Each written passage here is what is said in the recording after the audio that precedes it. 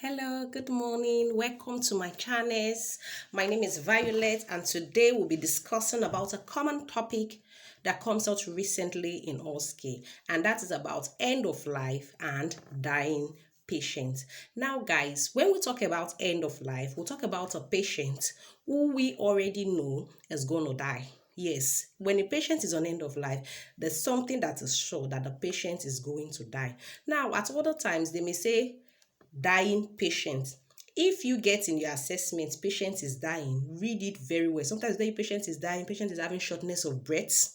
So when they tell you patient is dying and patient is having shortness of breath and patient need a safe environment, so you know your care plan is going to be shortness of breath and a safe environment.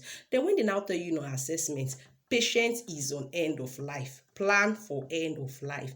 Of course, you know that it is imminent, so you have to plan for end of life. So for the purpose of today, we are going to be planning for end of life. Planning is usually 15 minutes in your OSCE exam and is usually a silent station.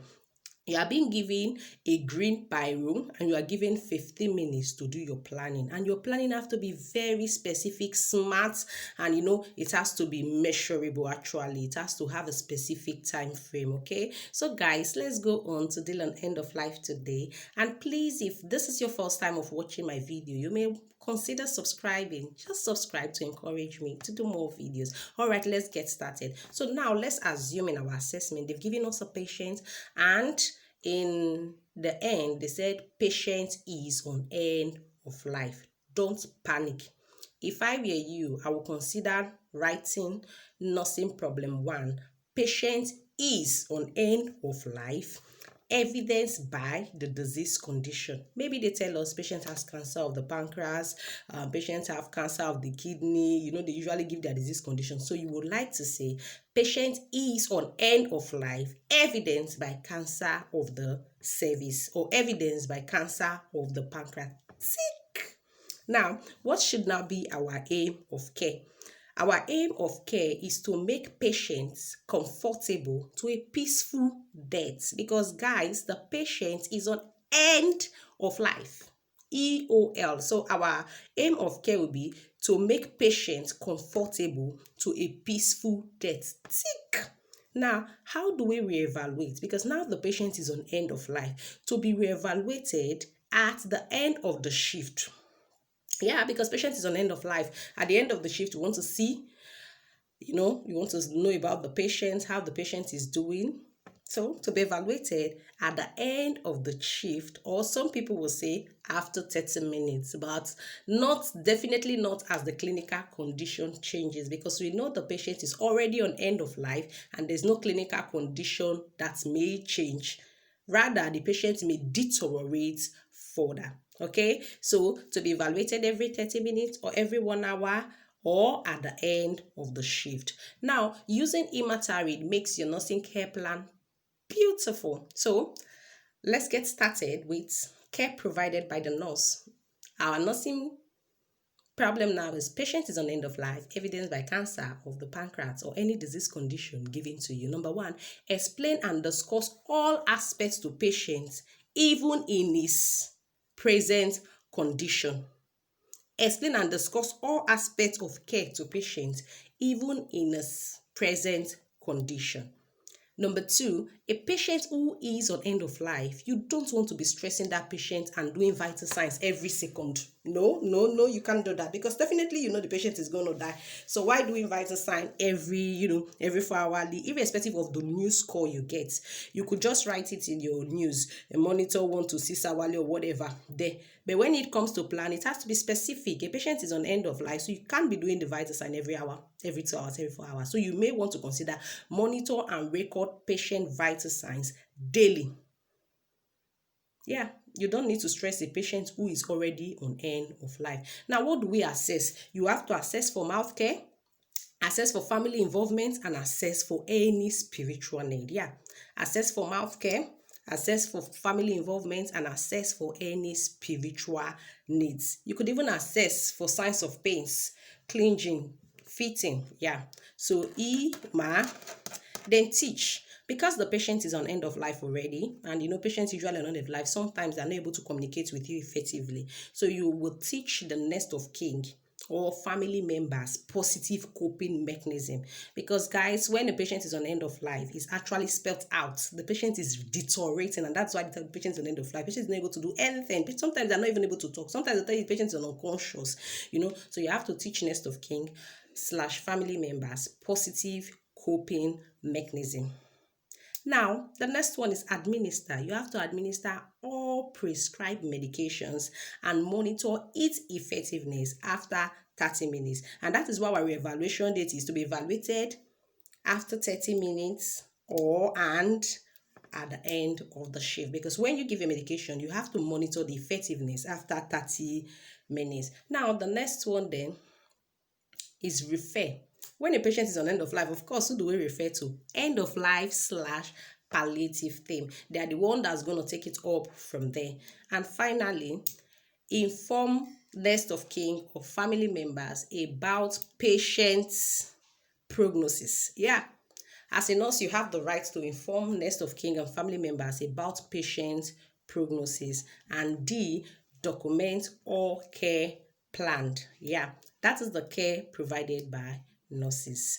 Now, you could add, you could subtract. Of course, nurses are intelligent people. You could do more justice to this, okay? Now, for patient self-care activities, you could write, patient is on end of life and cannot participate in his self-care activity. Patient is on end of life and cannot participate in a self-care activity. You could also write, if you don't like this, you like speaking English, patient cannot verbalize understanding of his plan of care. Patient cannot understand the reason for referral. Patient cannot consent to treatment. Patient cannot participate in his plan of care. What about if they give you an unconscious patient? Patient is unconscious and cannot participate in his plan of care. Simple. So when a patient is on end of life, death is imminent. So this is what you might consider planning for. And number 2, patients usually on end of life, our second nursing care plan, they usually have severe pain. So you could write, patient is having pain, evidence by clenching. You see that? Evidence by clenching, evidence by fitting, evidence by facial grimace. Because when a patient is on end of life, 100% cannot talk. Because before they put a patient on the end of life, the patient is gone. It's just some, the patient is really not doing well. The patient cannot talk. Sometimes they'll tell you patient is on end of life, patient is unconscious, patient is on end of life, and patient is unconscious. So whichever way they put it, but when you are dealing with end of life, guys, these are the care plan likely you may have. Patient is having pain, evidence by clenching, evidence by fitting, or facial grimace. What will be our aim of care? To make patients comfortable to a peaceful death, because it's end of life. Then to be evaluated after 30 minutes. It's the same thing, guys. I've said explain and discuss all aspects of care to patients, even in his present states. Monitor and record vital signs daily, because the patient is dying, is on end of life already, so you don't need to be stressing the patient. Okay, assess for mouth care, assess for family involvement, assess for spiritual needs. Teach next of kin / family members positive coping mechanism, because the family feels it more at that point, because the patient is not able to really respond, so the family are the one feeling the pain. Administer or prescribe medication and monitor after 30 minutes. Refer patient to end of life / palliative team. Inform next of kin about prognosis of patients. Document all care plan. Now for the self-care activities, guys, it's still the same thing. Patient cannot verbalize understanding of his treatment plan. Patient cannot participate in his care plan. Patient cannot understand the reason for referral. Patient is not able to use the call bell, or patient is on end of life and cannot participate in a self-care activities. Just that, tick, you're good to go. Now, sometimes it comes very tricky. Yep, it comes very tricky. They tell you, patient is dying, plan for safe environment, patient is unable to breathe. Now, it depends on how the question comes. If you are not having end of life, they tell you patient is dying.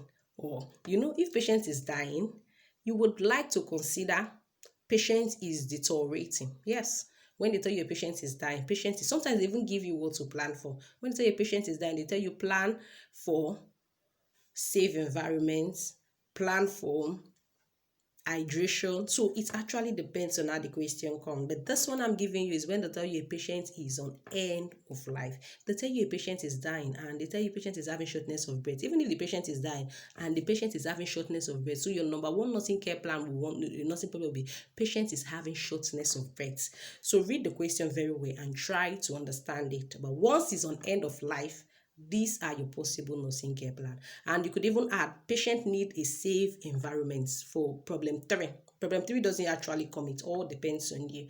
If you don't like to put patient is on end of life as your first problem, and as your second problem, patient is having pain, you may want to put patient need a safe environment. Yeah. Your aim will also be to make patient as comfortable as possible to a peaceful death. Yeah, to be evaluated after 30 minutes. Okay. Or you could also use, because patients on end of life, they usually have nausea or vomiting, fluid volume deficits. Yep. So, guys, develop on these ones, which is success in your OSCE exams. So don't forget to subscribe to my channel to encourage me to do more videos. Thanks, guys, for watching. Have a wonderful success in your exam. Bye.